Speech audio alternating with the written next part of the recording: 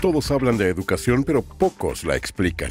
En ADN seguimos compartiendo la buena educación. Bien, ya estamos de regreso en La Buena Educación. Seguimos conversando este día domingo de las habilidades del siglo XXI, así lo han bautizado, ¿no? Y ya estábamos delineando un poco a lo que nos referíamos con aquello y también cuáles son las herramientas que se pueden utilizar. Carolina y Viviana compartían la idea de que es difícil hacer el cambio de switch, la innovación de parte de los profesores en un sistema que lo que principalmente exige son resultados académicos, resultados en las pruebas estandarizadas. ¿Cómo hacer ese cambio? ¿Cómo partir? Entendiendo que en estos momentos es el sistema, la manera en que tiene moldeado, ¿no? La manera de enfrentar el tema al interior de las aulas. ¿Cómo creen ustedes que se podría hacer un giro en ese sentido? Desde el punto de vista del trabajo de innovación, creemos que un profesor puede lograr lo mismo aprendizaje y resultados trabajando y desarrollando habilidades. ¿Ya? Obviamente hay un proceso que, como hablábamos en el bloque anterior, también implica algunos riesgos que el profesor debe tomar, pero a través del trabajo, por ejemplo, de proyectos, que es lo que nos dedicamos nosotros, podemos efectivamente podemos lograr que los estudiantes colaboren, que desarrollen habilidades del siglo XXI y además lograr resultados académicos.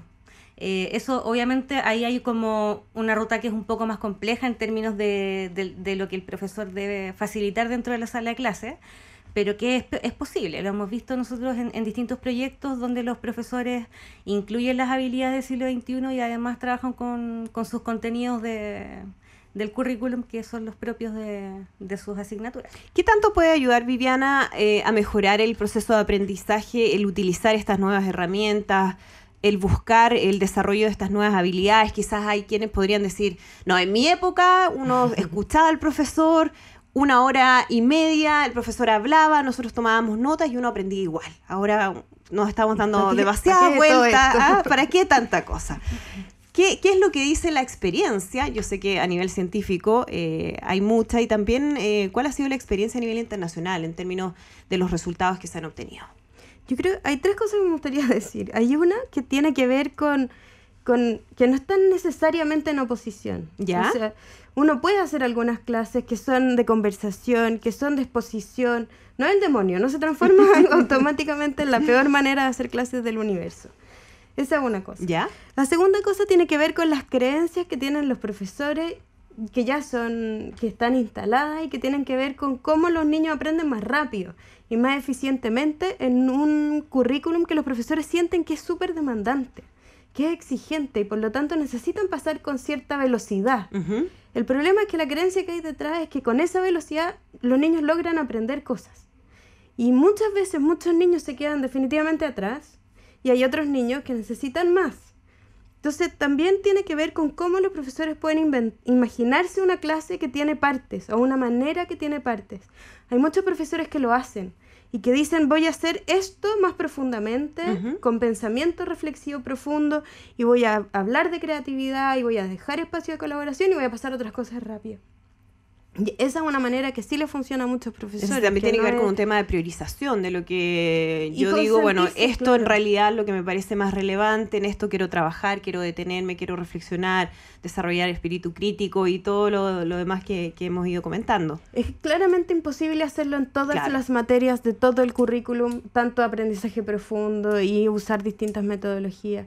Sin embargo, yo estoy súper de acuerdo con Carolina que es absolutamente posible hacerlo usando ciertas metodologías y ciertos elementos como proyectos, por ejemplo. Uh-huh. Y se van metiendo distintos contenidos en eso. Es una manera distinta de pensar el aprendizaje y es distinta una manera, y ese es el tercer punto, es una manera muy distinta de entender a los estudiantes. Porque los estudiantes ahí toman un rol muy central en su formación y van eligiendo los caminos distintos que los van a llevar al mejor resultado posible. Claro. Que es, dado que los estudiantes son distintos, por distintos caminos van a llegar al logro total. Carolina, yo sé que ustedes en Innovación justamente han hecho ese trabajo en la práctica, en lo concreto. Cuéntanos un poquito de cómo ha funcionado eso y cuáles son los resultados que han obtenido. Bueno, la metodología que trabajamos con los profesores para poder insertar proyectos de innovación docente en cada comunidad escolar tienen que ver en una primera instancia con poder trabajar con los docentes en el aprendizaje de metodología. Ujú. Les enseñamos a que ellos puedan cambiar la sala de clases, que puedan tomar un desafío con respecto a cómo ellos enseñan. Les enseñamos la metodología de aprendizaje basado en proyectos.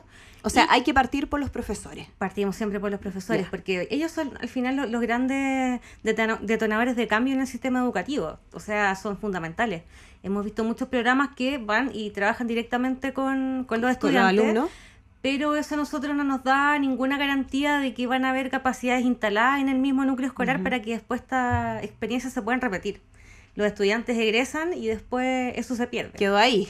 Quedó ahí y los chicos se fueron y todo lo que se hizo fue bueno, pero no hay posibilidad de replicarlo. Entonces siempre trabajamos intensamente con los profesores mostrándoles metodología, enseñándole cómo desarrollar las habilidades dentro de su asignatura de manera colaborativa con otros profesores. Y luego los acompañamos ya en una segunda etapa del proyecto en la sala de clase a desarrollar las habilidades con los estudiantes. Y ahí también involucramos mucho el uso de tecnología, porque como también mencionábamos, la tecnología en sí misma no es un fin. La tecnología es un medio que puede facilitar un montón de procesos. Y tiene que ver también con la mirada, como decía Andrea, de que el estudiante es protagonista. Es Claro. protagonista del proceso. Y la gran pregunta en educación es, y los niños se lo cuestionan y los profesores son cuestionados mucho por este tema. Si yo en Google puedo buscar cuándo fue la Revolución Francesa, ¿por qué necesito que la profesora me lo diga, me haga una clase expositiva de esto? Claro. ¿Y para qué me lo voy a aprender de memoria? ¿Y de qué me sirve y en qué contribuye que yo esto me lo aprenda de memoria? Entonces Claro. lo que hacemos es tomar estos contenidos, pero hacer que los chicos investiguen, que ellos sean los protagonistas de estos procesos de metacognición, que es también una de las grandes habilidades del siglo XXI.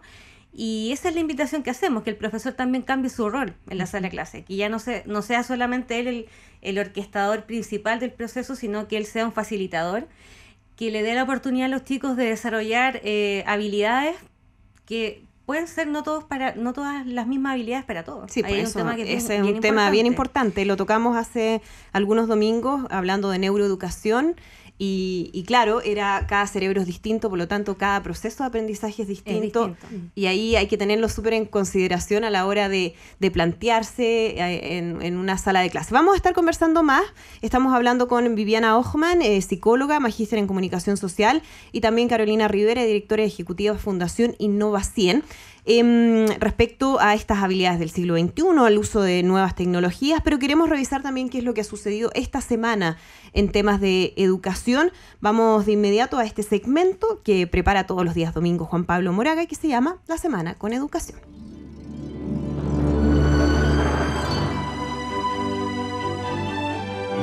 Tras semanas de incertidumbre, una larga telenovela comenzaba a pavimentar su esperado último capítulo, con el optimismo de la ministra Adriana del Piano incluido.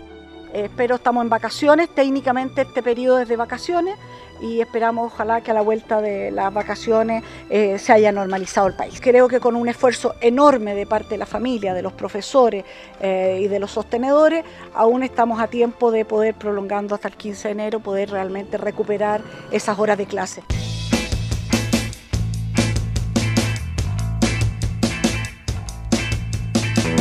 Pero no, el paro docente continúa. La Asamblea General realizada durante horas el día viernes no cedió en sus demandas y, lo que es peor, dividió al gremio.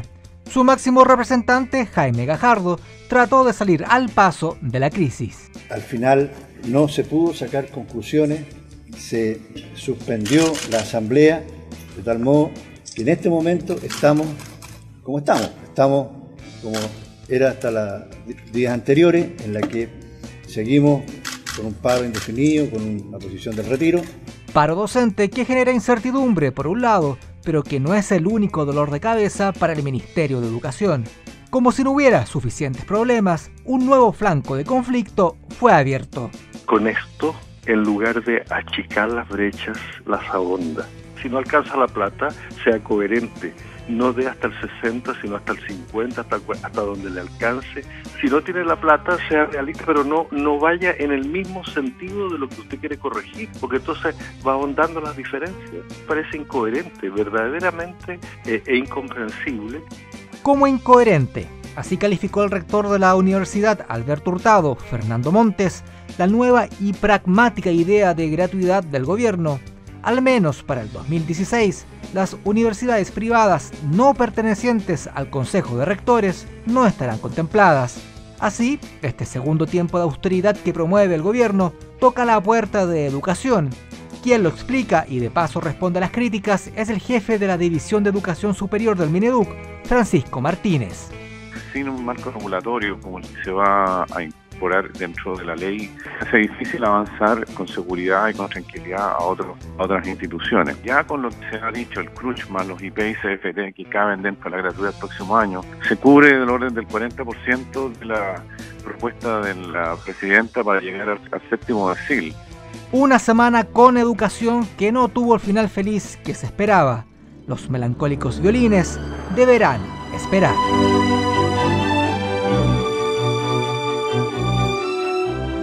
Una pausa en ADN y ya vuelve la buena educación.